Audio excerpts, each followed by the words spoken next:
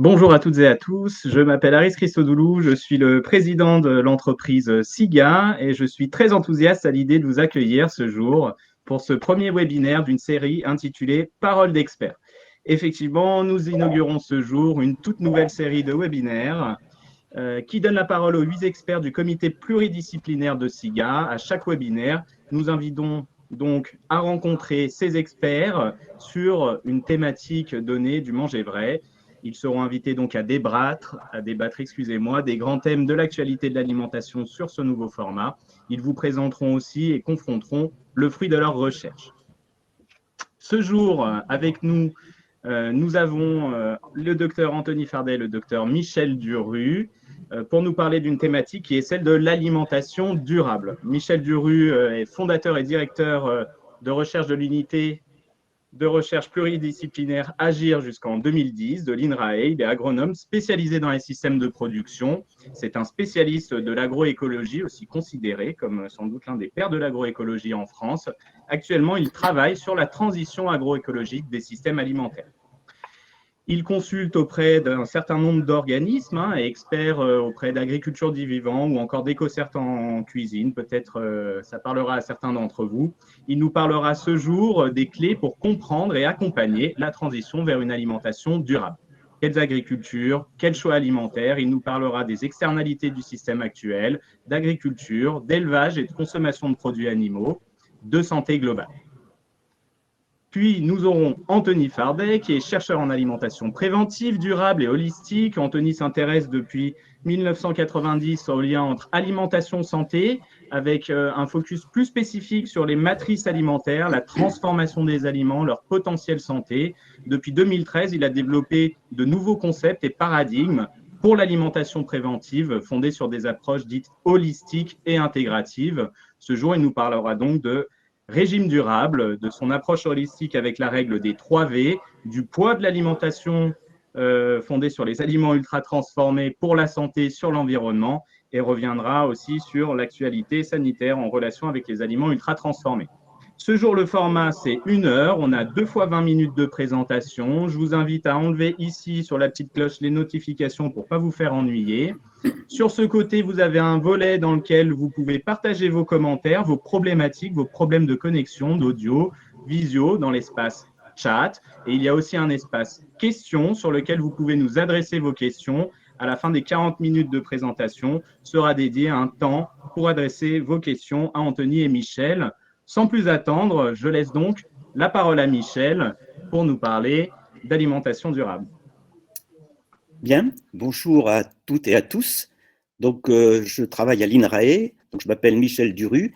J'ai un passé de recherche sur la prairie et l'élevage, et depuis une dizaine d'années, je m'intéresse à la transition agroécologique des systèmes alimentaires, c'est-à-dire ça va au-delà de l'agriculture. L'enjeu, c'est bien de reconnecter les 3 domaines de compétences de l'INRAE, à savoir l'agriculture, l'environnement et l'alimentation, avec la santé. Autrement dit, quelles sont les relations entre la santé des écosystèmes, le sol, la planète, et la santé du vivant, les plantes, les animaux et nous-mêmes. Suivant.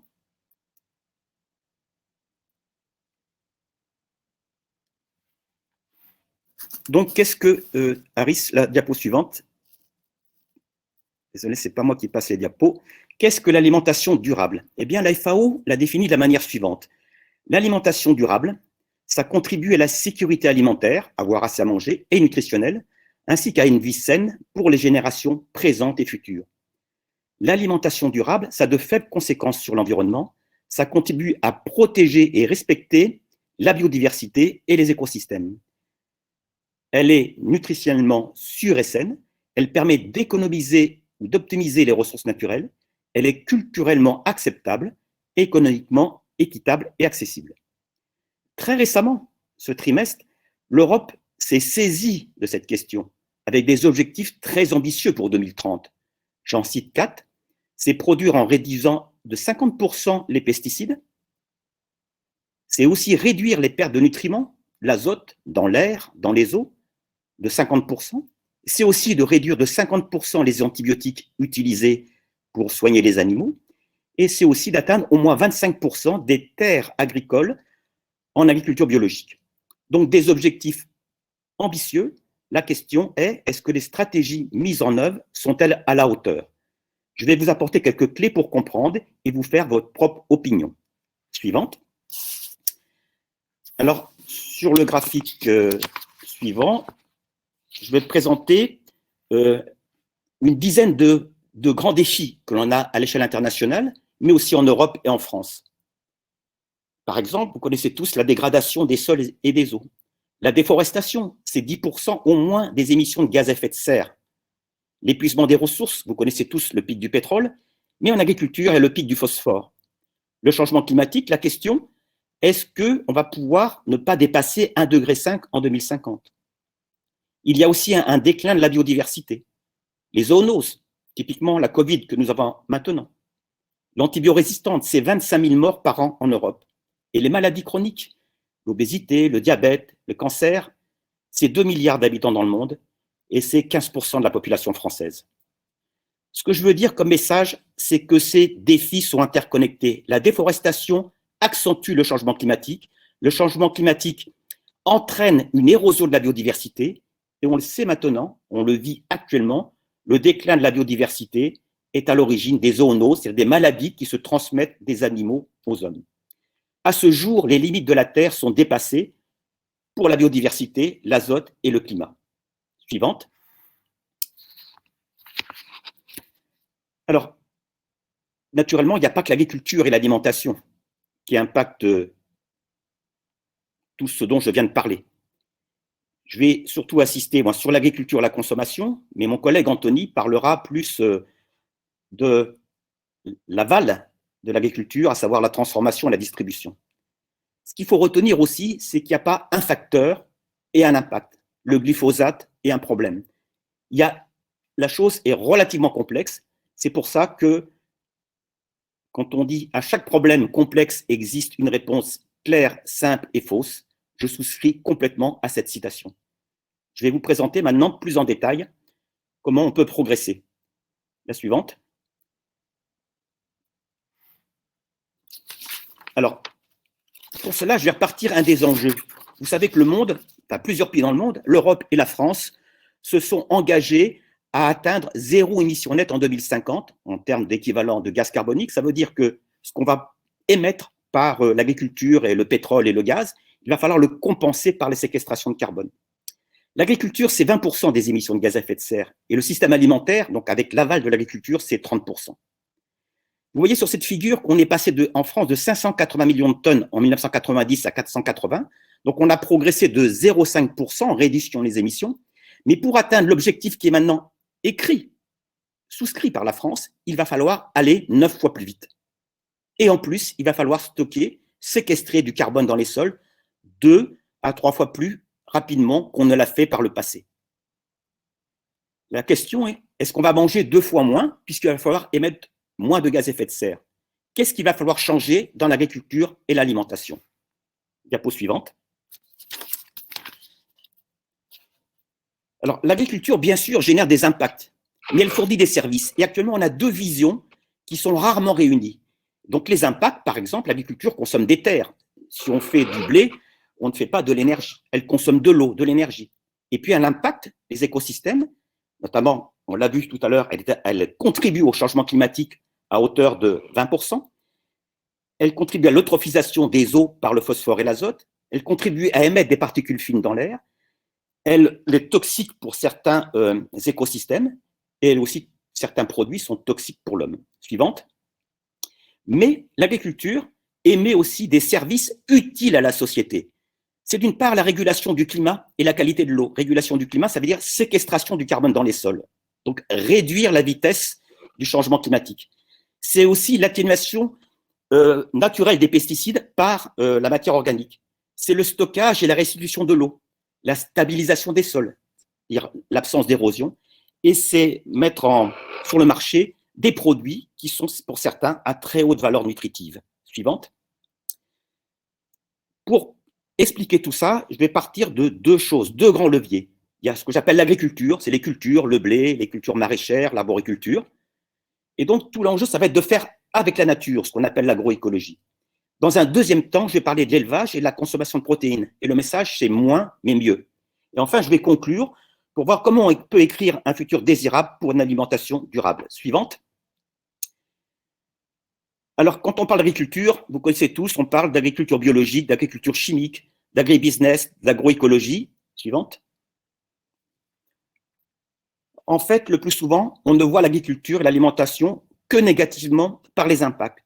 La plupart des études, ce qu'on appelle les analyses du cycle de vie, ignorent les services. Suivante. Et ce que je vais vous présenter maintenant, c'est de voir comment on peut réduire les impacts, augmenter les services pour avoir une agriculture, une alimentation durable. Suivante.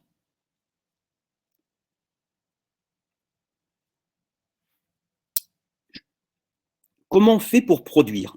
En bas de la figure, il y a donc deux grandes stratégies. En bas de la figure, c'est produire en mobilisant ce qu'on appelle les intrants de synthèse, en gros les engrais et les pesticides. Et pour réduire les impacts, on utilise des technologies, la télédétection par exemple. Et de manière schématique, à l'opposé en haut du schéma, on va produire en mobilisant la biodiversité pour fournir des services à l'agriculture, en réduisant fortement les intrants de synthèse, voire en les éliminant, comme c'est le cas de l'agriculture biologique. Et pour cela, on va par exemple mettre des légumineuses qui vont permettre de fixer l'azote plutôt que de mettre des engrais. On va utiliser des cultures à racines profondes qui vont structurer le sol plutôt que la charrue. On va faire en sorte qu'il y ait des coccinelles, par exemple, qui mangent les pucerons plutôt que d'utiliser un pesticide. Suivante. Et ce type d'agriculture aussi, eh bien, il permet de fournir les fameux services à la société dont je vous ai parlé, notamment la séquestration du carbone dans le sol. Et pour cela, il faut avoir des sols riches en matière organique ou en humus. Suivante. Une autre manière de voir l'agriculture, c'est l'axe horizontal. On a sur le côté gauche la production de masse, souvent avec des prix qui sont au cours du marché mondial. On a ce qu'on appelle des économies d'échelle, c'est-à-dire qu'on fait grandir les exploitations pour réduire les coûts par unité de produit. Et puis on spécialise le monde, le soja en Amérique, l'huile de palme en Indonésie, les céréales en Europe. On spécialise les régions françaises, l'élevage en Bretagne, l'élevage, le blé en Beauce, c'est ce qu'on appelle des économies d'agglomération. Et à l'opposé, on a ce qu'on appelle l'économie circulaire, c'est-à-dire qu'on fait de la production en valorisant les ressources des territoires, le recyclage, les coproduits, les sous-produits, les déchets deviennent des coproduits. Suivante.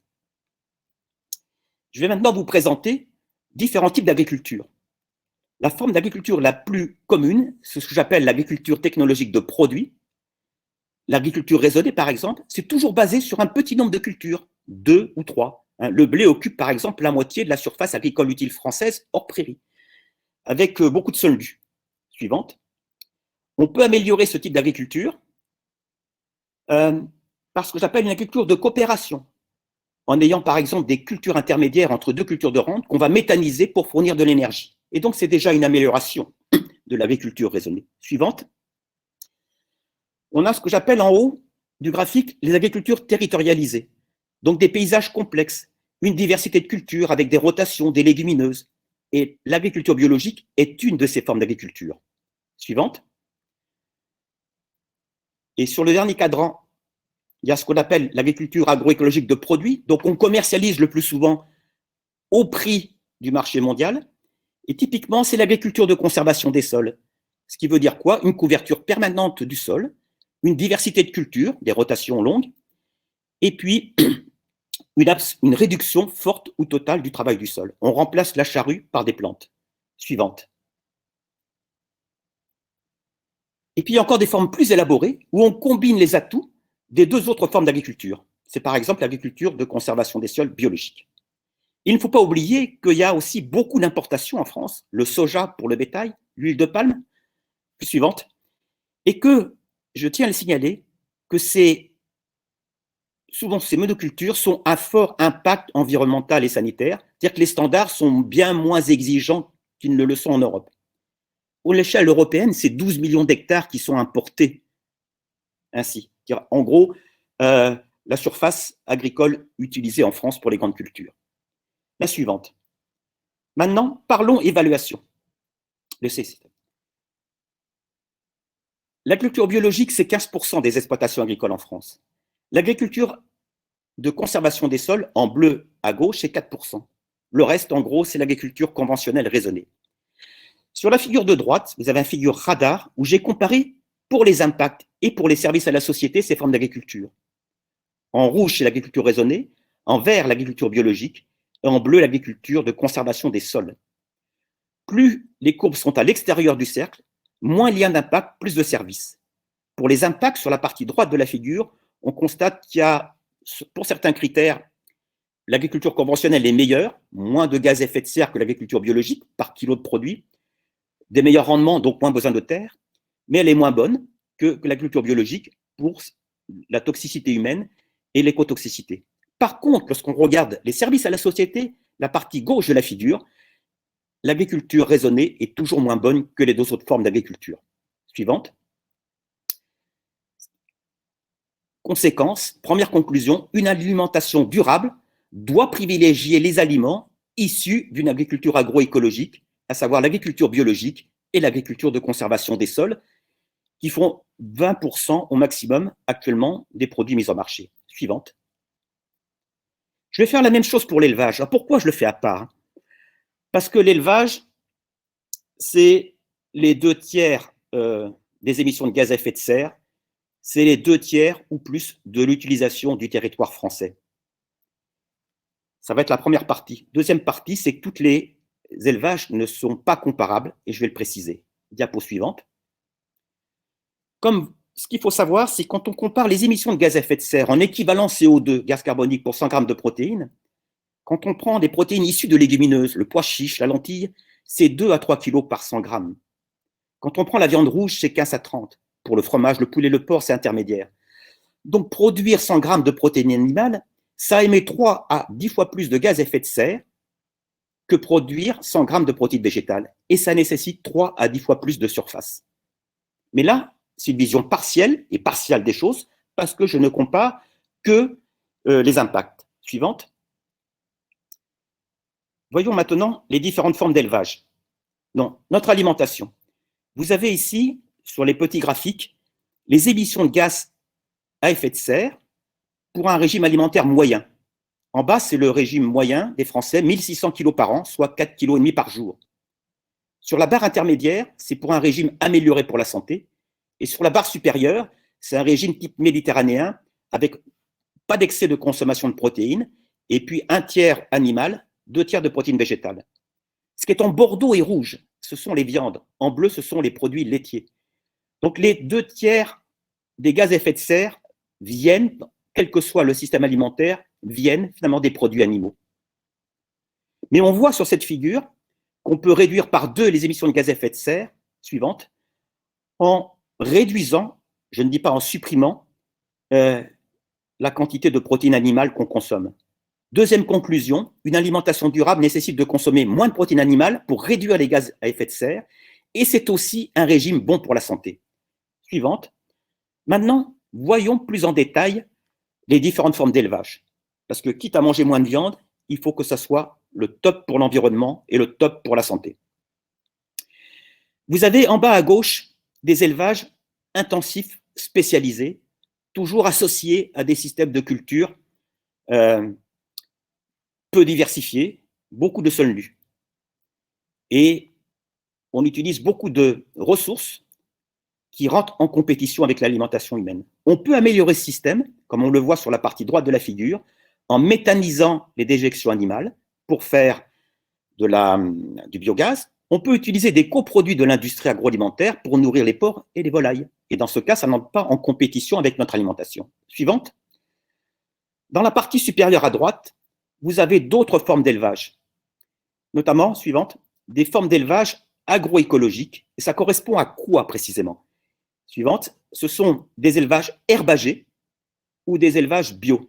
Ça veut dire que les vaches sont nourries à l'herbe, ou les moutons aussi, parfois en étant bio ou pas.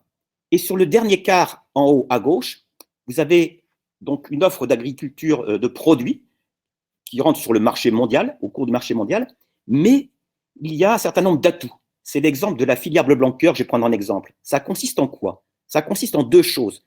Premièrement, ajouter du lin à la ration, ce qui permet d'avoir des produits, œufs, viande, laitage, riches en oméga 6, à teneur garantie en oméga 6. Et ce qu'il faut savoir, c'est que 95% d'entre nous sommes en déficit de consommation de cet acide gras essentiel que sont les oméga 3, alors que c'est des impacts considérables, y compris pour contrôler l'inflammation, y compris en cas de Covid.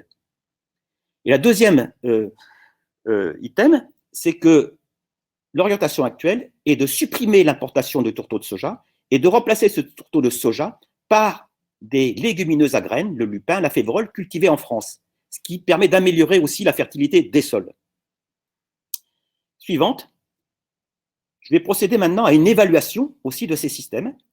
Donc, on peut avoir, s'il y a encore des systèmes plus au top pour l'environnement et la santé, c'est par exemple la filière bleu blanc-cœur en biologique. Suivante. Maintenant, on va les évaluer. Donc déjà, qu'est-ce que représentent ces systèmes agroécologiques à l'échelle française? En bas, à droite, les fermes qui font de la méthanisation, 600 fermes, une goutte d'eau. Les fermes de porcs et de volailles qui utilisent des coproduits de l'industrie agroalimentaire, ça ne représente que 15% de l'alimentation. Le reste vient en concurrence avec notre alimentation.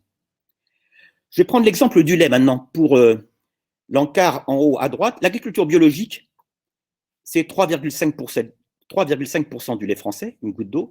Et le lait fait à l'herbe, donc il n'est pas forcément biologique, c'est 35% du lait. En haut à gauche, la filière bleu blanc-cœur, donc à valeur santé pour le sol, l'animal et pour nous, c'est 2 à 10% des produits selon qu'on parle des œufs, de la viande ou des laitages. Maintenant, comparons ces trois grands systèmes. En rouge, l'élevage raisonné, spécialisé. En vert, l'élevage biologique. Et en bleu, la filière bleu blanc-cœur. Quand on regarde les impacts sur la partie droite de la figure, ce qu'on constate, c'est que les trois courbes sont très embrouillées. Savoir qu'elles se recoupent.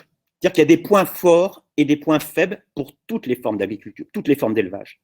Par contre, regardez bien maintenant à gauche de la diagonale, les services à la société, à savoir la régulation du cycle de l'eau, la séquestration du carbone, la régulation des pesticides et la qualité de l'eau, la valeur nutritionnelle des produits, eh bien l'agriculture ou l'élevage raisonné sont toujours inférieurs à l'élevage biologique et la filière bleu blanc-cœur. Suivante.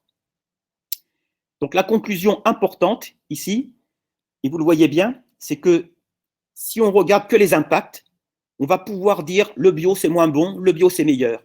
Par contre, quand on combine l'analyse des impacts et des services à la société, les trois grands systèmes se distinguent très nettement.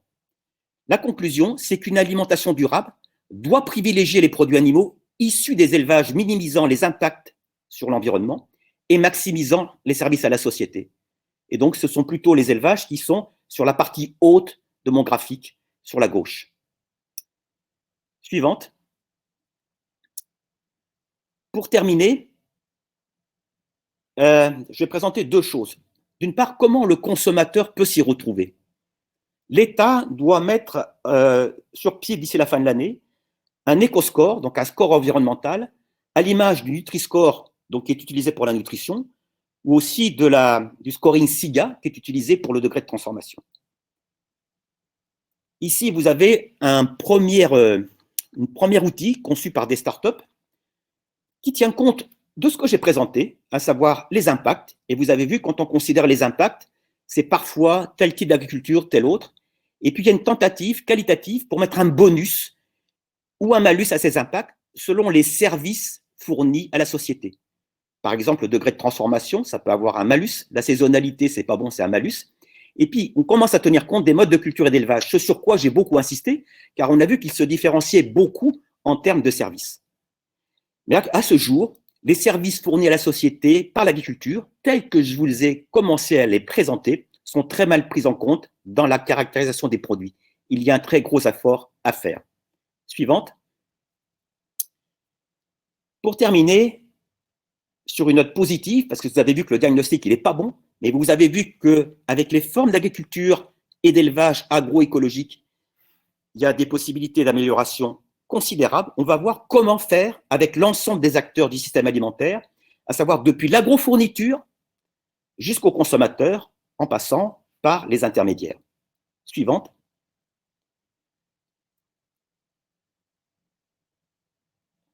Alors, ce qu'on est en train de mettre en évidence au niveau de la recherche, ce qu'on appelle la santé globale, Global Health, One Health, c'est que les systèmes alimentaires durables suppose de changer de paradigme, suppose de changer la manière de voir les choses dans l'agriculture et l'alimentation. Ça suppose de raisonner en termes, par exemple, de santé du sol, de santé humaine, bien sûr, et de santé de la planète. Santé du sol et des paysages, c'est l'agroécologie. Ça passe par des systèmes biodiversifiés, la réduction du travail du sol, un élevage plus réduit qu'il l'est actuellement et réorienté avec les formes d'élevage qui étaient en haut de mes figures, les élevages herbagés, les élevages bio ou les élevages à valeur santé pour le sol, pour la planète et pour les humains et les animaux, type bleu blanc cœur. Sur la partie gauche de la figure, ça suppose aussi d'avoir des systèmes agricoles et alimentaires territorialisés. Il faut arrêter d'avoir des échanges à tout va, d'un bout à l'autre de la planète, comme avec le soja et l'huile de palme, parce que ça contribue, cela, comment dire, à l'érosion de la biodiversité dans les zones où on importe ces produits qui sont en monoculture, et c'est pour, comment dire, des usages qui sont concentrés en France, et donc ce qui génère des pollutions. Et donc, toute cette stratégie va vers une agriculture, une alimentation territorialisée, vers une plus grande souveraineté agricole alimentaire, pour une plus grande circularité des produits et des aliments et pour un rapprochement des producteurs et des consommateurs. Suivante. Et pour être cohérent avec l'ensemble, il nous faut aussi changer l'alimentation. Il nous faut passer d'un régime qu'on appelle de type occidental, la suivante, à un régime de type, j'ai bien de type méditerranéen, avec beaucoup moins de produits très transformés, des produits de saison de proximité et des produits à valeur santé pour nous. Alors tout ça, c'est facile, mais il y a un certain nombre de verrous. Alors quels sont ces verrous? Je vais être rapide, il me reste 2 minutes.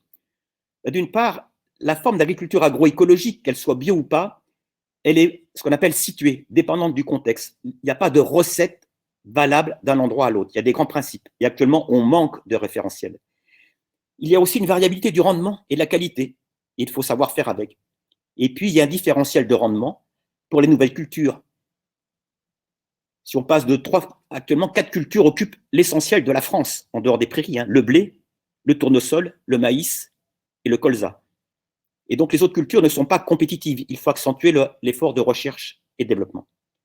En bas à gauche, il y a des difficultés objectives d'adaptation des coopératives agricoles. Ce n'est pas simple de changer. Choisir ces stratégies que j'ai présentées, c'est parfois contraire aux stratégies à court terme de certains grands groupes.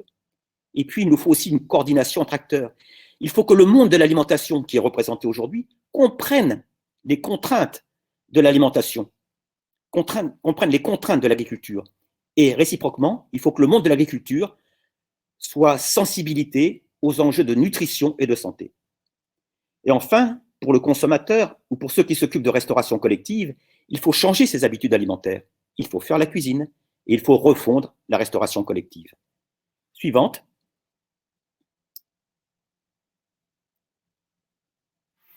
La suivante, s'il vous plaît. Je crois que c'est ma dernière, la suivante. Non. Il faut... Quelles sont les actions de chacun? Il faut combiner des interventions au niveau des États, des acteurs économiques, des consommateurs et des associations ONG. Il faut faire défiler toute la diapositive, ça ira plus vite. Les politiques publiques, nationales et internationales, elles doivent être plus préventives et systémiques. Actuellement, c'est des raisonnements curatifs, on le voit pour le Covid, et c'est des raisonnements en silo. Il ne faut pas traiter les mots un par un, mais dans leur ensemble. Car les causes, on l'a vu au début de ma conférence, sont en partie les mêmes. Il faut refonder l'action publique. Qu'est-ce que ça veut dire? C'est coécrire avec l'ensemble des partenaires un récit sur une histoire qui donne à voir les bénéfices des relations entre la santé du vivant, les hommes, les plantes, les animaux et la santé des habitats. Il faut pour les acteurs économiques une production et un marketing responsable. Il faut qu'il y ait des investissements avec des impacts qui réduisent les impacts environnementaux et sociaux. Il faut aussi changer son alimentation. Et changer son alimentation, c'est un driver pour orienter l'agriculture. Je vois des mots-clés qui défilent dans les questions, je n'ai pas le temps de le lire, mais je rappelle que j'ai participé la semaine dernière à l'initiative de l'IDRI et de Solagro à la comparaison d'une douzaine de scénarios européens. Et ce que je peux vous dire, c'est qu'il y a un nombre, sur la douzaine de scénarios que nous avons comparés, il n'y en a que 2 qui combinent l'ensemble des leviers que je vous ai présentés au niveau de l'agriculture, au niveau du commerce international et de la relocalisation de l'agriculture et l'élevage, et au niveau de l'alimentation. Et je m'inscris, ma conférence, typiquement dans cette stratégie. Et si vous êtes intéressé, la comparaison de ces 12 scénarios est accessible sur Internet. Suivante, pour terminer. Pour en savoir plus d'ailleurs, donc vous pouvez consulter ou m'écrire pour savoir comment ces scénarios, ces projections à 2050, quels sont les atouts qui sont faits, les atouts et les limites de ces scénarios. Et puis j'ai un site qui s'appelle Agriculture Positive. Et si vous voulez vous former pendant 2 jours, eh bien je suis l'acteur principal d'une formation qui s'appelle ANNA, qui s'appelle Réussir la transition agroécologique et alimentaire en misant sur la santé des sols, des hommes, des animaux et de la planète. Car tout est lié. Le climat, vous le voyez, les maladies chroniques et les maladies infectieuses. Et ce que j'ai présenté vise, de manière la plus ouverte possible, à entraîner l'adhésion d'une grande diversité d'acteurs. Merci pour votre attention. Merci beaucoup, Michel, pour cette présentation, une présentation très riche, des travaux et objectifs qui d'ailleurs font écho à ce que l'on porte aussi chez SIGA. Une approche de l'amont qui vraisemblablement s'avérerait déterminante pour atteindre les objectifs aussi fixés par l'État. Et une transition finalement toute faite entre les éléments de votre conclusion et ce que va nous présenter Anthony, puisqu'il nous parlera aussi de régime durable, alors par une approche qui n'est peut-être pas par celle de l'amont initialement, mais plus en fin de production, par le produit alimentaire, mais vous allez voir des notions et conclusions qui se rejoignent. Donc, je rappelle, sur la gauche ici, vous avez la possibilité, enfin à droite de votre écran, vous avez la possibilité de nous adresser des questions. Je vois que certains jouent le jeu et de premières questions sont apparues. N'hésitez pas à en renseigner de nouvelles. Nous répondrons à ces questions après la présentation d'Anthony, auquel je laisse la parole. Ok, merci Aris. Donc, bonjour à tous, bonsoir à tous plutôt. Donc, moi, je vais vous parler plutôt de la partie transformation et consommation dans le cadre de la santé globale ou One Health Approach. Alors, moi, je m'intéresse beaucoup aux approches holistiques. Alors, pour comprendre la différence entre une approche holistique et réductionniste, de manière très brève, sur la planète, il y a beaucoup de systèmes complexes. Donc, l'aliment fait partie de ces systèmes complexes. Tout système complexe est constitué de parties qui sont reliées entre elles par des liens. Michel a beaucoup parlé et a conclu sur l'importance du lien. Et donc, l'approche réductionniste consiste à étudier les parties d'un système. Donc, dans le cas de l'aliment, c'est étudier les nutriments, les quantifier, déterminer les besoins nutritionnels, le devenir métabolique. L'approche holistique va plutôt s'intéresser aux liens, c'est-à-dire à l'aliment dans sa complexité et donc sa matrice, car la matrice est le résultat des liens entre les nutriments. Et donc, moi, je m'inscris plutôt dans cette démarche. Et il y a un adage qui dit « le lien, c'est la santé, le lien, c'est la résilience, et le lien, c'est la vie ». Et aujourd'hui, c'est vrai qu'on a eu, dans une société qui est quand même très réductionniste, souvent ultra réductionniste, on a tendance, comme le soulignait Michel avec la pensée en silo, à se focaliser des fois sur des parties de façon hyper spécialisée. Le contexte éthique, alors l'alimentation est un acte alimentaire, est un acte fondamental qui a été dévalorisé puisqu'on est passé d'un budget alimentaire de 35% à aujourd'hui entre 15 et 20%. Pourtant, l'alimentation soutient la vie humaine, animale et environnementale. Donc, c'est un acte essentiel. Je rappelle qu'on mange environ 90 000 repas si on vit jusqu'à 83 ans. Donc, je vais en venir à la règle des 3V et vous expliquer quelle a été notre démarche. Donc, si vous voulez, ici, c'est un graphe qui est inspiré de la FAO, qui montre les différentes dimensions de la durabilité des systèmes alimentaires, santé, bien-être et biodiversité animale, biodiversité, environnement, climat, équité, commerce équitable, aliments respectueux de l'environnement, locaux, saisonniers, héritage culturel, besoins nutritionnels, sécurité alimentaire, accessibilité.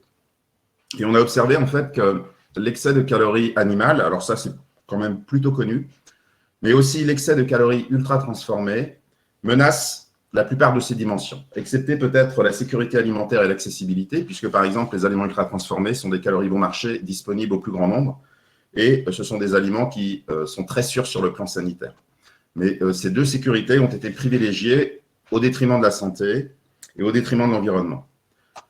Donc, sur le constat très empirique, l'excès de calories animales et ultra transformées ainsi que des régimes monotones pouvaient menacer la durabilité des systèmes alimentaires, nous avons observé, donc de manière empirico-inductive, je reviendrai sur ce jargon et holistique, nous avons constaté que la relation alimentation-santé globale ou One Health, c'est-à-dire santé humaine et planétaire, était gouvernée par 3 dimensions inclusives, interdépendantes et interconnectées.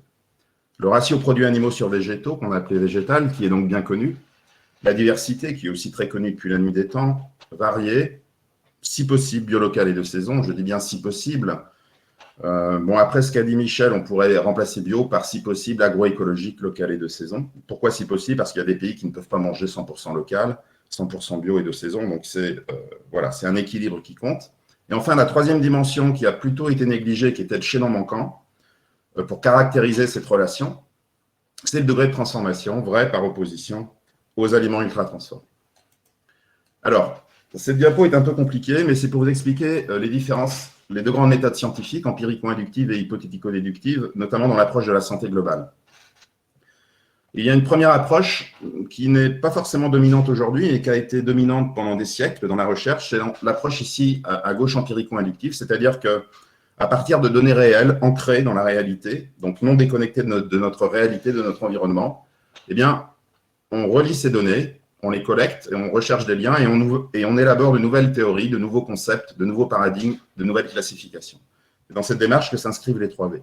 Et ensuite, ce nouveau concept, qui sont souvent des concepts holistiques, sont testés dans des conditions plus spécifiques selon une démarche hypothético-déductive et on rejette ou on valide la nouvelle théorie ou le nouveau concept holistique. Sauf, donc c'est la méthode qui a été suivie par Newton quand il a vu une pomme tomber. De manière inductive, il en a déduit la loi de la gravité qu'il a ensuite appliquée selon une démarche hypothético-déductive aux astres, par exemple, et à la loi de la gravité entre la Lune et la Terre. Sauf qu'aujourd'hui, il y a un problème, c'est qu'on a tendance à suivre ici la voie de droite, où on collecte des données très réductionnistes à la base, qui ne sont pas forcément connectées à la réalité.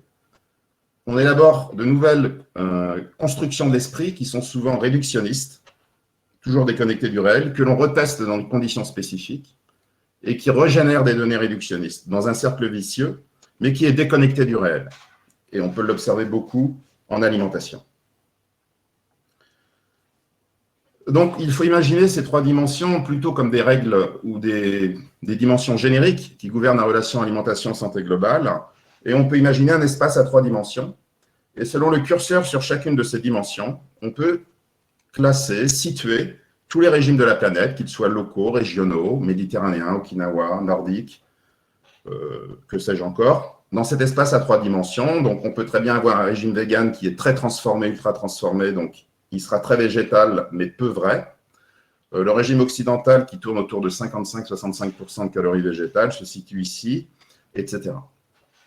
Des calculs publiés dans The Lancet ont montré que dans un régime, alors qui n'est pas appelé 3V dans cet article, mais qui tend à ça, c'est-à-dire végétaliser, réduire les aliments trop transformés et variés, ils ont calculé qu'on pourrait prévenir 11 millions de décès prématurés, parce que prévenir un décès ne veut rien dire, par an dans le monde, c'est-à-dire à peu près un mort prématuré sur 5, puisqu'il y a à peu près 56 millions de décès par an dans le monde. Alors, pourquoi ces règles sont intéressantes? Parce que quand on fait le petit exercice suivant, c'est-à-dire de retirer une des règles, on voit que ça ne marche plus pour la santé globale, ni pour la planète, ni pour la santé humaine. Si on fait végétal vrai monotone, bien la monotonie, on peut entrer des déficiences ou des carences graves, comme on l'observe dans certains pays, et ne stimule pas la biodiversité agricole notamment. Si on mange végétal, mais très ultra transformé, comme tous les substituts de viande, tous les steaks végétaux, bien on sait que les ultra transformés ne sont pas associés à des systèmes très durables et sont à risque pour la santé lorsque consommés en grande quantité ou de manière excessive. Enfin, si l'on mange animal vrai varié, trop de produits animaux, on sait que ce n'est pas viable pour la planète. Et on sait qu'une consommation excessive de certains produits animaux peut être associée à certaines maladies chroniques, comme ça a été montré pour le diabète, le cancer colorectal et certaines maladies cardiovasculaires. Donc, dans la santé globale et la chaîne alimentaire, il y a quatre acteurs majeurs, la production, la consommation, qui ont été souvent beaucoup étudiés. Donc, Michel vous a présenté la production. Mais au milieu, il y a la transformation qui a été souvent moins étudiée. Et pourtant, c'est un acteur important car il va notamment répondre à la dimension du vrai, tandis que la production est plutôt sur les dimensions végétales variées, possible bio-local et de saison. Et donc, c'est un driver pour la production et aussi pour les aliments fournis aux consommateurs et aux distributeurs, qui donc, lui, est plutôt concerné par 3VBLS. Alors, je vais faire un point à date des informations sur les aliments ultra transformés. Donc, je rappelle d'où vient le terme. Il existe de manière schématique des procédés de transformation qu'on utilise depuis très longtemps, qu'on peut utiliser à la maison, qui sont des traitements thermiques, mécaniques, fermentaires, et l'ajout d'ingrédients culinaires qu'on a utilisés pour conserver le salage, le sucrage, etc. Et après-guerre, durant la dernière transition qu'on a vécue, sont apparus à peu près 3 types de traitements technologiques qu'on n'utilisait pas avant, qui ne sont pas utilisés en cuisine, et qui vont expliquer le terme ultra. Donc, on a le cracking qui a commencé dans les années 50 avec le maïs et le sirop de glucose-fructose, qui au départ était pour valoriser des excédents, pourquoi pas, et qui consiste à déconstruire l'aliment et en extraire les aliments constitutifs par extraction, purification et ensuite des synthèses qui peuvent être chimiques et des traitements enzymatiques. Vous avez aussi la cuisson-extrusion qui déstructure beaucoup les matrices alimentaires et aussi le soufflage. Donc, ces 3 types de traitements qui sont utilisés que de manière industrielle et qui sont très modernes vont être à l'origine du mot ultra transformé. Donc, l'enjeu, si vous voulez, de la technologie et de la transformation, c'est de répondre aux 4 sécurités, sanitaires et alimentaires. Et on a vu que les ultra transformés y répondaient très bien, puisque c'est des aliments très sûrs. Donc, ça peut se comprendre aussi parce qu'ils font souvent beaucoup de kilomètres pour arriver un peu partout sur la planète. Une sécurité alimentaire, donc on a effectivement réussi à fournir des calories bon marché à la population mondiale, mais la sécurité nutritionnelle, santé environnementale a été négligée. Donc, l'enjeu est de pouvoir réunir les 4. L'été dernier, 3 papiers sont parus à peu près simultanément sur une thématique qui n'avait pas été abordée auparavant, c'est le lien entre l'ultra-transformation et les systèmes alimentaires et leur durabilité. Donc un papier des Australiens, le nôtre dans Sustainability, et puis un papier de The Lancet. Donc je ne vais pas tout détailler, mais on a essayé de reconstituer les liens, hein, donc toujours le lien qui nous intéresse, entre une globalisation qui serait massive de ces aliments sur la planète et les systèmes alimentaires. Donc on voit que ces aliments, s'ils sont consommés massivement, effectivement remplissent les sécurités alimentaires et sanitaires, mais pas nutritionnelles, santé et environnementales. Dans ce sens qu'ils sont composés de marqueurs d'ultra-transformation qui sont des ingrédients issus notamment du fractionnement et du cracking alimentaire et associés à l'élevage et de l'agriculture intensif, qui va fournir ces ingrédients qui sont ensuite recombinés ou ajoutés à de vrais aliments, comme dans des plats préparés. Donc, j'en ai déjà beaucoup parlé, je ne vais pas trop revenir dessus, mais on sait qu'aujourd'hui, on a 70 études épidémiologiques qui montrent un risque accru de certaines maladies chroniques. Ils sont associés aussi à une menace pour les traditions culinaires, car ils ont tendance à se substituer aux vrais aliments. On le voit dans les pays émergents, par exemple, le soda se substitue à l'eau. C'en est un bon exemple. Ils ne sont pas forcément non plus associés au repas en groupe, entre amis et en famille. Donc, pas forcément une vie sociale très structurée, donc plutôt avec moins de liens. Ce sont des aliments qui se mangent sur le pouce en déplacement devant des écrans, souvent seuls. Et il n'est plus rare de voir dans une famille chacun manger son repas à l'heure qui lui est propre. Et enfin, on sait qu'ils sont consommés chez les plus pauvres en plus grande quantité, qui sont plus à risque de diabète et d'obésité. Si bien qu'aux États-Unis, le diabète de type 2 est appelé le diabète du pauvre et non plus du vieux. Je passe ces diapos en orange, mais vous les aurez dans le diaporama. C'est pour détailler un peu plus ce travail. Le point à date sur les ultra-transformés, donc ici vous avez à gauche le nombre de publications par an, qui vous voyez est en augmentation exponentielle. On voit bien, ça a commencé en 2009 avec les épidémiologistes brésiliens et ensuite ça monte. Alors ce qui est intéressant, c'est que par rapport à d'autres thèmes de recherche, il y a moins d'études que dans d'autres thèmes de recherche. Mais si on fait le ratio du nombre d'études et l'impact sociétal, puisque le sujet est devenu mondial et étudié par des équipes de recherche dans le monde entier, il y a un impact qui a été très très fort et très rapide. Et là, on voit le nombre de citations à droite de ces articles par an, et là aussi, on a une augmentation exponentielle. L'année dernière, ont été publiées 3 méta-analyses sur les ultra-transformés et la santé, les risques de maladies chroniques. Donc ici, vous avez l'obésité, donc en combinant les études, alors c'est des études transversales, hein, qui sont moins robustes que les études longitudinales où on suit les gens dans le temps.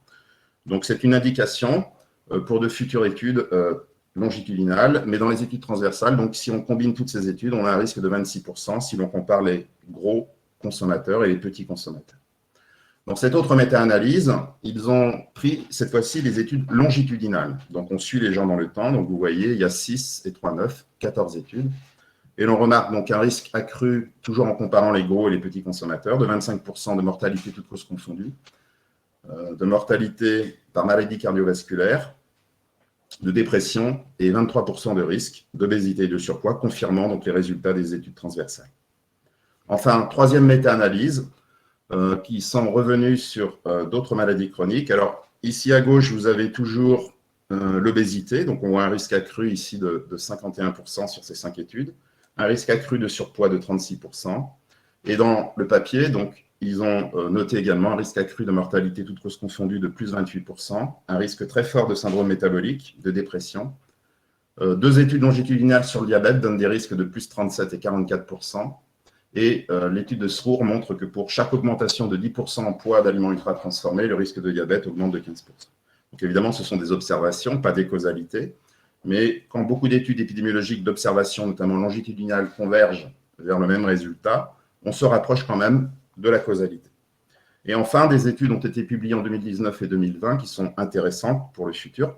Et ils ont pu montrer, donc, notamment dans l'étude de Hall et de Ford, que si on fait la synthèse de ces 2 études, que si l'on compare les aliments ultra-transformés à non ou peu transformés, eh bien, on consomme entre 56 et 100% de calories en plus par minute. Et ce qui est intéressant dans l'étude de Hall, c'est que les repas étaient de même composition, c'est-à-dire ultra-transformés et peu transformés. Donc, ce qui renvoie à l'idée qu'il y a sans doute des facteurs dans les matrices alimentaires qui demandent moins de mastication et qui nous fait consommer plus que de raison en peu de temps. Et donc moins mastiqués par des textures plus molles, plus friables, plus liquides. Effectivement, les aliments ultra-transformés ont souvent ce type de texture, même s'il y a évidemment des exceptions. Enfin, je terminerai par ce petit travail que j'ai réalisé, bon, ce qui m'a demandé un peu de temps, mais j'ai voulu voir le lien, parce que Michel a parlé de la santé globale, et la crise de la Covid-19 a mis en évidence un lien qui est de manière beaucoup plus prégnante et qu'on n'avait pas observé auparavant. C'est le lien entre les maladies chroniques non transmissibles et les maladies non chroniques transmissibles, notamment liées à des virus. Donc, j'ai voulu voir le lien entre le taux de mortalité, donc en ramenant le nombre de morts par pays sur la population, par rapport à la vente d'aliments ultra-transformés dans ces pays, donc qui ont été publiés par Baker en 2019. Et donc, j'ai voulu voir s'il y avait une corrélation. Effectivement, on trouve, alors ce sont des données brutes qui ne sont pas ajustées par le PIB, l'inactivité physique et le tabagisme, donc ce n'est qu'indicatif, c'est ce qu'on appelle des études écologiques. Mais j'ai pris les 35 pays qui sont en tête de la mortalité par Covid et on voit quand même qu'il y a une corrélation très forte et très significative entre le taux de mortalité et la vente d'aliments ultra-transformés. Si l'on compare le taux de mortalité à l'obésité, là aussi, donc sur ces 35 pays, on voit qu'on a une corrélation qui n'est pas linéaire, avec 3 outliers, c'est-à-dire qu'on a des pays où le taux de mortalité est très faible. Alors évidemment, il faut que le nombre de morts déclarés soit le plus précis possible, mais en tout cas, on a quand même 3 outliers, c'est-à-dire des pays avec une obésité très forte, mais un taux de mortalité qui n'est pas très élevé. Et enfin, par transitivité, évidemment, si l'on compare la vente d'ultra-transformés en kilos par an par habitant à l'obésité, on voit aussi une corrélation qui est pas exponentielle, mais qui est une courbe qu'on appelle puissance et qui est significative pour ces 35 pays. En conclusion, le message que je voulais porter aussi, c'est que quand on adopte une approche holistique, c'est-à-dire qu'on s'intéresse d'abord avec une focus globale et qu'on va progressivement vers des focus plus spécifiques, eh bien, quand on suit cette direction, on s'aperçoit que bien manger pour soi et la planète est en réalité très simple. Et c'est vrai que le réductionnisme nutritionnel extrême, ce que j'appelle l'ultra-réductionnisme, parce que le réductionnisme est nécessaire, on ne peut pas s'en passer, et il a besoin d'être complémentaire à l'approche holistique, mais cet ultra-réductionnisme a créé beaucoup de confusion. C'est-à-dire que l'alimentation, qui est une discipline en fait par essence qualitative et holistique, on en a fait une discipline quantitative et réductionniste. Ça a été le premier stade avec la nutrition qui a été utile, puisque découvrir par exemple les vitamines a permis de sauver des millions de vies. Ensuite, on est passé aux aliments ultra-transformés avec 3 niveaux de déstructuration supplémentaires, c'est-à-dire qu'on a la déstructuration de la matrice, de l'acte de manger, de cuisiner, de l'acte de manger ensemble notamment. Donc à chaque fois, on supprime des niveaux de la multidimensionnalité de l'alimentation et on réduit l'acte alimentaire qui est pourtant multidimensionnel, humaniste, de partage, etc. On est passé au repas en poudre, donc on a supprimé une dimension supplémentaire par rapport aux aliments ultra-transformés, laquelle? La mastication. Et enfin, si on ne fait rien et qu'on laisse l'ultra-réductionnisme, que Georgi Skrini appelle le nutritionnisme, à l'œuvre, eh bien, en 2050, on pourrait bien manger des gélules qui contiennent tous les nutriments nécessaires, mais ce ne sera évidemment pas la même chose que le repas complexe. Mais c'est quand même assez triste de penser qu'on puisse manger en 20 secondes une gélule qu'on avalera avec de l'eau devant un écran. Et c'est ainsi qu'on est passé de la slow à la fast-food. Et ce réductionnisme qui a tout fragmenté, qui a supprimé les dimensions, eh bien, a créé cette fast-food qui est généralement de mauvaise qualité nutritionnelle et santé.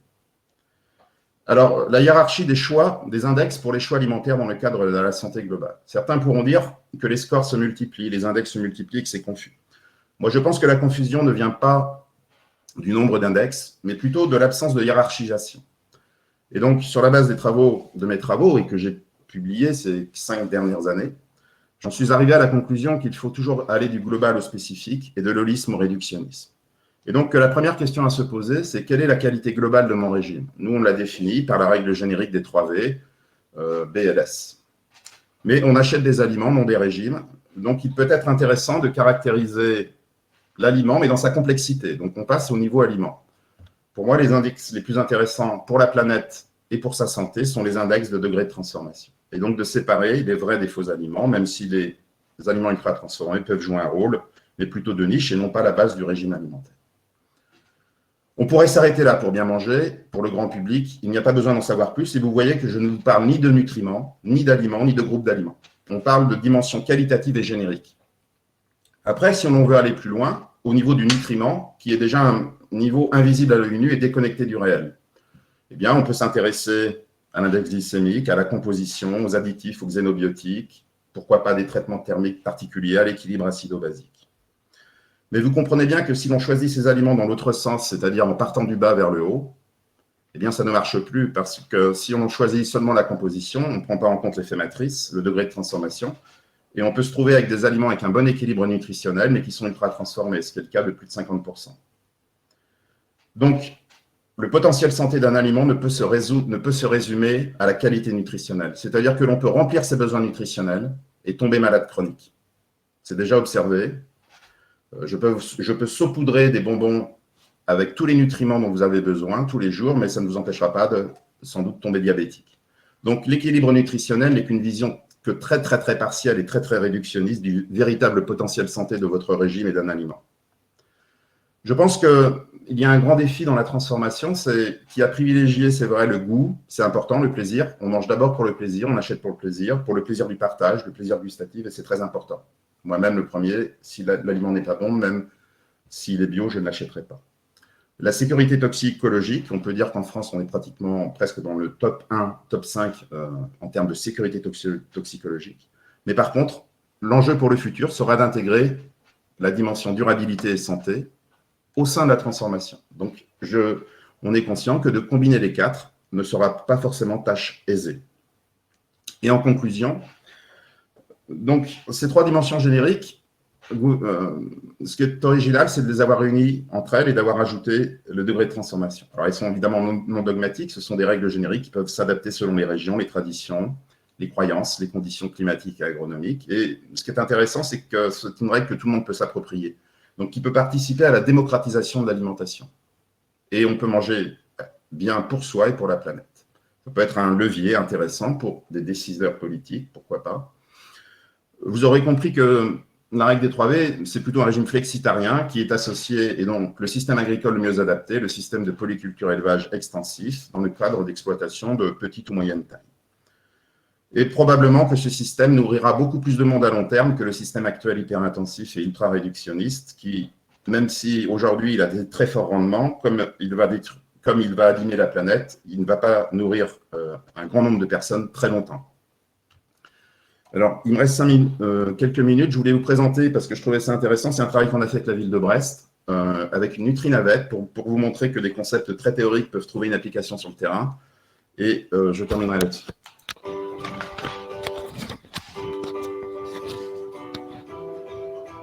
C'est une mission qui se passe dans l'espace. Ils ont 3 énigmes à résoudre. Le but, c'est de réussir à démarrer la navette pour redécoller. C'est basé sur des travaux d'Anthony Fardet. Il y a la notion d'aliment vrai, la notion d'alimentation variée et puis augmenter la part des végétales dans l'alimentation. C'est les 3 V en fait, vrai, varié, végétal.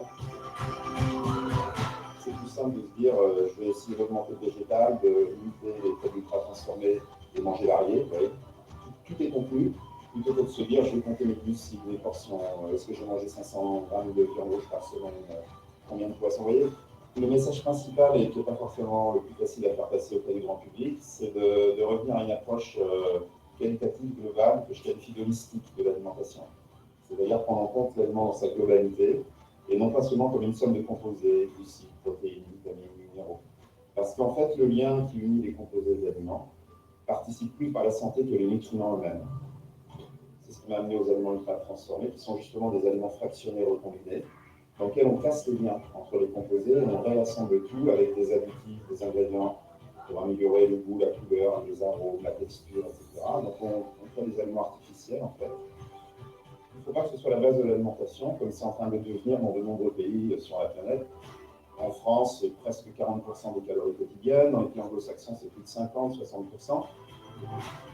Le lien entre l'augmentation des maladies chroniques sur la planète, notamment dans les pays occidentaux et émergents, et l'alimentation, est beaucoup plus lié au degré de transformation qu'à la composition des aliments. Il va vous rester 5 minutes. Vous dépensez moins et mieux, privilégiez la qualité à la quantité. On a vraiment cette vision de ne pas être moralisateur sur l'alimentation, parce que c'est vraiment quelque chose de très intime. On essaie juste de donner les clés aux gens sans donner de leçons. Vraiment, c'est l'objectif. Là, on est en novembre.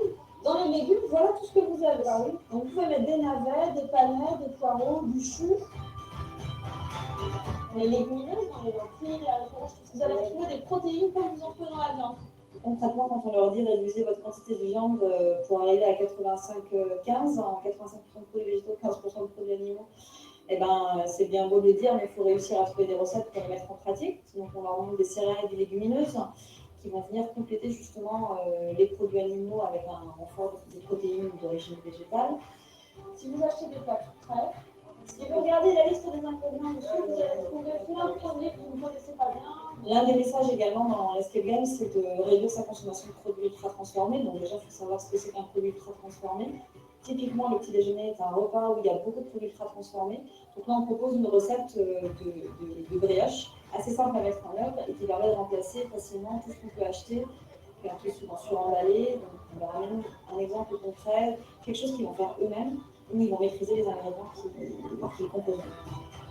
J'ai trouvé ça très ludique et très intéressant en fait, d'amener la réflexion sur le bien manger par le jeu. C'était ludique, c'est bien amené, le projet est bien amené, je suis bien content de la petite expérience.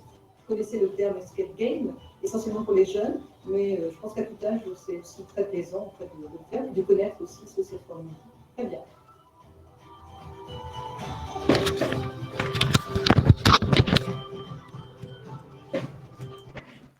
Voilà, je vous remercie de votre attention. Merci beaucoup, Anthony, pour cette présentation, pour cette vidéo finale d'ailleurs, qui rappelle qu'effectivement, on peut aussi, au-delà de ces recherches, avoir un impact très concret sur la société. Merci pour cette initiative. Nous arrivons donc à la fin de ces deux présentations.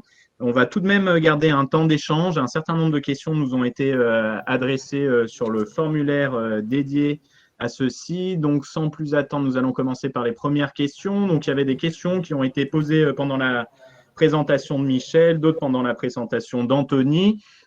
Cette première question s'adresse à Michel. Bien sûr, nous donnerons la possibilité à Anthony aussi de s'exprimer et inversement sur les autres questions. Donc, une première question qui a pas mal mobilisé notre audience. On entend souvent que si toute l'agriculture passait en bio, on ne pourrait pas nourrir l'ensemble de la population. Qu'en pensez-vous, messieurs, et plus particulièrement Michel? Oui. Alors, en fait, c'est contredit par deux publications scientifiques, deux familles, une à l'échelle mondiale de Chader et une à l'échelle européenne de l'IDRI, qui est un think tank français. Donc, ils montrent que c'est possible à deux grandes conditions. Premièrement, c'est de réduire le gaspillage par deux. Actuellement, il est de 30%, vous savez, donc c'est divisé par deux, ce qui n'est pas rien. Et deuxièmement, c'est changer radicalement notre système, notre régime alimentaire, C'est comme je l'ai dit, c'est réduire la consommation de viande. Je rappelle dans ce que j'ai dit, pour produire de la viande, des protéines à partir de la viande, du lait, il faut entre 5 et 10 fois plus de surface de mètres carrés. Donc vous comprenez que si on réduit la part de la viande, mais pas n'importe laquelle, hein, ce n'est pas la viande à l'herbe, j'insiste, on va libérer des surfaces sur lesquelles on va pouvoir faire des cultures. Parce que je rappelle qu'en bio, en moyenne, les cultures, les rendements des cultures, c'est 30% de moins, disons, à la louche. Hein. Pareil pour le lait par vache. Donc, si on veut manger autant de calories, il faut moins de gaspillage, mais il faut aussi manger moins de viande et de laitage. Il n'y a pas d'autre solution. Parce qu'on n'est pas capable, avec le bio, de produire, sauf exception en maraîchage, mais je parle pour les grandes cultures et pour l'élevage, on ne peut pas produire autant, à l'heure actuelle en tout cas, qu'avec l'agriculture conventionnelle. Je peux compléter ta réponse, oui. Michel? Oui, bien sûr. Oui, alors vous pouvez lire aussi les travaux de Jacques Capla qui connaît très très bien les problèmes agronomiques, qui a beaucoup travaillé sur l'agroécologie et le bio. Et dans ses travaux, vous verrez qu'il explique comment on peut, avec une agriculture, pas 100% bio forcément, mais une agriculture respectueuse de l'environnement et notamment des liens entre les parties du système, on peut nourrir sans problème 12 milliards d'êtres humains sur la planète, de manière durable. Et j'ajouterai une autre chose, c'est qu'il y a beaucoup d'obèses sur la planète, et donc on surconsomme. Et il y a des calculs qui ont montré que l'obésité, c'était près de 2% des gaz à effet de serre sur la planète, et que seulement en réduisant, par exemple, les ultra-transformés qui nous poussent à consommer plus que de raison et qui peuvent entraîner l'obésité, sans les remplacer par quoi que ce soit, ça fait déjà un pourcentage très important, qui peut être de 20% de réduction de notre consommation alimentaire en calories, et qui peut déjà avoir un impact aussi très important sur la planète. Je rappelle qu'il y a des formes d'agriculture agroécologique qui sont pas le bio, par exemple les élevages herbagers, ou ce que j'avais mis dans mes schémas en haut à gauche, hein, l'agriculture de conservation des sols, hein, qui sont des formes hybrides un petit peu, ou la filière bleu blanc cœur, et j'ai d'autres multi-exemples, hein, qui permettent de ne pas pénaliser les rendements, mais d'augmenter les services. En tout cas, ceci est très encourageant. Nous avons une seconde question que je vais adresser peut-être d'abord à Anthony. Comment expliquer qu'un aliment ultra transformé soit si bon marché alors qu'il y a tout de même des coûts de production importants? Se référer au budget R&D, autres, marketing, etc. J'imagine. Merci pour votre éclairage. Alors, c'est une question complexe. Je ne pense pas avoir toutes les réponses. Ce qu'on sait, c'est d'abord c'est une économie d'échelle, hein, puisqu'ils sont produits en masse. Donc, on est dans un paradoxe où finalement des aliments qui ne sont pas associés à une santé durable et à des systèmes alimentaires durables sont moins chers que les vrais aliments souvent. Alors, c'est pas, il y a beaucoup d'exceptions, mais c'est une tendance significative, statistiquement significative. Par exemple, aux États-Unis, ils ont calculé sur des milliers d'aliments. Je n'ai plus en nom le chercheur, mais je pourrais vous envoyer la référence. C'est à peu près 64% moins cher un ultra transformé par rapport à des aliments bruts. Et en Belgique, ils ont calculé que c'était 56% moins cher.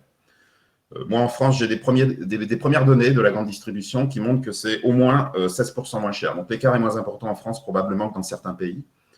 Mais pourquoi c'est si peu cher? Parce que j'imagine que c'est lié à l'économie d'échelle. On est arrivé dans une production de masse avec des ingrédients qui sont souvent des marqueurs d'ultra-transformation, qui sont produits tellement en masse qu'ils sont produits à bas coût. Par exemple, quand vous faites un yaourt aux fraises sans fraises et que vous mettez un arôme de fraise, évidemment, l'arôme de fraise coûte beaucoup moins cher que les fraises. Quand vous mettez un arôme de beurre pour mettre moins de beurre, quand vous mettez un arôme de poisson pour mettre moins de poisson, donc c'est ce qu'on appelle les agents cosmétiques pour diminuer le coût. Donc, si vous voulez, tous ces marqueurs d'ultra-transformation sont les artifices utilisés pour diminuer le coût. Mais on fait un très mauvais calcul, car c'est peut-être pas cher sur le moment, mais en fait, c'est très cher à long terme, en termes de santé publique et environnementale. Transition est toute faite sur la question suivante. Est-ce l'ultra-transformation qui pose problème ou la composition nutritionnelle des produits ultra-transformés? Alors, c'est une très bonne question. Le problème de fond, donc je pense que c'est relié à la fois santé et environnement. Hein. Ouais. Alors, c'est une très bonne question. Non, alors il ne faut pas confondre les effets et la cause. Je m'explique. Le potentiel santé d'un aliment, c'est la combinaison de l'effet matrice et de la composition. C'est vrai qu'on mange en excès sucre, sel, gras, additifs et autres xénobiotiques qui peuvent être des perturbateurs endocriniens. C'est vrai. Mais en se focalisant là-dessus, on se focalise sur les effets et non pas sur la cause. Et la cause, c'est bien l'ultra-transformation. Alors, on va avoir besoin d'autres travaux, mais pour l'instant, les études qu'on a tentent à montrer que l'artificialisation des matrices alimentaires à l'excès et leur dégradation à l'excès entraîne moins de mastication, nous pousse à consommer plus que de raison.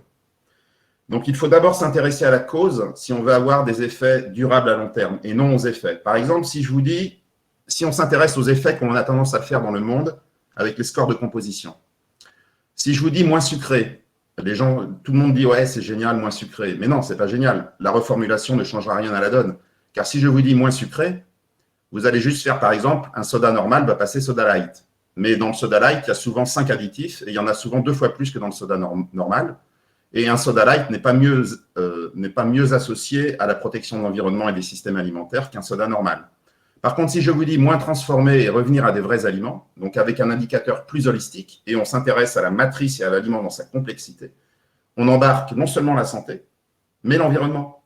Donc, ce qui compte, c'est d'avoir un indicateur holistique qui s'intéresse à la cause première, et non pas un indicateur réductionniste qui se focalise sur les effets. Je rappelle que l'excès de sucre et sel et de gras n'est qu'un effet, et donc il faut toujours s'intéresser aux causes de manière holistique et non aux effets de manière réductionniste.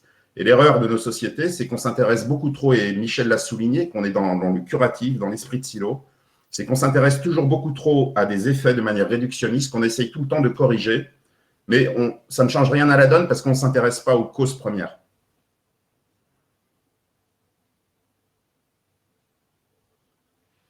C'est coupé, Harris. Mes excuses pour poursuivre sur cette thématique et merci pour cette réponse. Dans le prolongement ou en amont, quels sont les éléments de l'ultra-transformation qui posent problème? Les ingrédients, la transformation, la délégation de l'acte culinaire à un tiers. Mieux comprendre ça permettrait de mieux trouver des leviers pour aider à changer les comportements. Ce qui pose problème, c'est ce que j'ai dit, c'est-à-dire c'est qu'on a dégradé les matrices alimentaires, on les a artificialisées. Et ce qui nous a poussé à consommer plus que de raison, donc l'étude de Kevin Hall qui l'a montré, qu'en 2 semaines, on pouvait consommer 20% de calories en plus, prendre 1,1 kg en plus en 1 semaine, alors qu'avec des vrais aliments, on perdait 0,9 kg. Et donc, on voit bien que ces 20% de calories en plus, c'est surtout du gras et du sucre. Donc,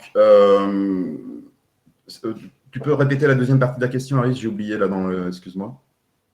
C'était pour mieux trouver les leviers qui aideraient les leviers, en fait, changer au comportement. Si vous voulez, les maladies chroniques ont plus à voir avec la perte de l'effet matrice, sa dégradation, qu'avec la composition. Donc, les leviers, ce n'est pas de reformuler comme ce qu'on fait depuis 60 ans et on voit bien que ça ne change rien, et pourtant on continue à le faire. Le levier, c'est d'avoir des ingrédients plus nobles, moins purifiés, moins transformés, et de davantage préserver les matrices alimentaires. C'est ça le changement de paradigme. C'est que maintenant, autant les maladies de déficience ou même les maladies virales peuvent être associées à une approche réductionniste parce qu'on peut identifier un virus, on peut identifier une vitamine. Donc là, l'approche réductionniste est utile. C'est ce qu'on a utilisé avant-guerre. Mais on n'a pas changé de logiciel quand on a basculé dans les maladies chroniques multifactorielles.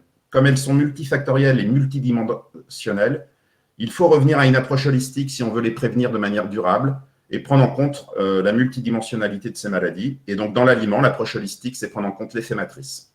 Je ne dis pas que la composition ne compte pas, bien évidemment, il est nécessaire d'avoir des connaissances sur ce domaine, mais en se focalisant sur les nutriments, on n'arrivera pas à enrayer les maladies chroniques, ça c'est sûr et certain.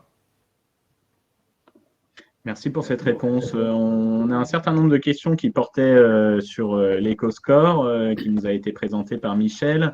Première question est la suivante. Pourriez-vous revenir sur les critiques faites contre le calcul actuel de l'éco-score qui favorise parfois des cultures peu écologiques et nous donner votre perception, opinion? Merci d'avance pour ceci. Alors, il faut savoir que l'éco-score est très récent. On n'a pas l'expérience de Nova ou du Nutri-Score. Je l'ai connu qu'en fin d'année dernière ou ce début d'année. Alors, il se veut rigoureux pour la bonne raison qu'il s'appuyait sur les travaux de l'ADEME et de l'INRAE qui quantifient les impacts. Et je rappelle, les impacts, c'est le besoin en terre, c'est l'eutrophisation des eaux, c'est les émissions de gaz à effet de serre. Et comme je l'ai dit dans mon conférence, tenir compte des impacts, c'est qu'une facette de la production. Les impacts sont négatifs par définition. Ils ne tiennent pas compte des services. À ce jour, il y a beaucoup de recherches pour évaluer les services fournis par l'agriculture, les gaz, stockage du carbone, tout ça. Mais il n'y a pas encore une démarche intégrée qui prenne en compte à la fois les impacts et les services. C'est ce que j'ai essayé de faire dans mes fameux graphiques radar. Pour en venir à EcoScore, ils ont fait une première tentative. C'est-à-dire qu'ils sont partis de la note rigoureuse qui fait consensus sur les impacts. ils ont fait des correctifs en termes de bonus et de malus pour tenir compte des services. Mais comme je l'ai dit très rapidement, pour l'instant, c'est simplement un embryon d'évaluation des services. Et naturellement, le résultat va dépendre beaucoup du coefficient qu'on va attribuer. Parce que sur une note, par exemple, de 100, si on met, pour le bio, si on met un bonus de 5, ça ne va pas changer grand-chose. Si on met un bonus de 50, ça va changer complètement. Donc moi, je ne connais pas dans le détail, mais ce que je dis, on n'est qu'aux prémices d'une évaluation qui est difficile à faire. Pourquoi c'est difficile? Parce que les impacts, c'est par kilo de produit. C'est pour ça que le bio est souvent moins bon que le conventionnel en termes de gaz à effet de serre. Par contre, les services, eux, à la société, c'est par hectare le plus souvent, sauf pour la valeur nutritionnelle. Donc, on mélange un petit peu les torchons et les serviettes. Donc, objectivement, c'est compliqué. Et je pense qu'on est à l'aube de méthodes d'évaluation environnementale. Mais il ne faut pas prendre EcoScore pour argent comptant à ce jour, à mon avis. Il y a un gros travail à faire encore. Merci pour cette réponse. Du coup, arrive naturellement la question qui d'ailleurs nous est souvent adressée et qui a été répondue par Anthony, mais on va la rappeler ici avec l'indice SIGA, le Nutri-Score et tous les autres logos, labels et appellations.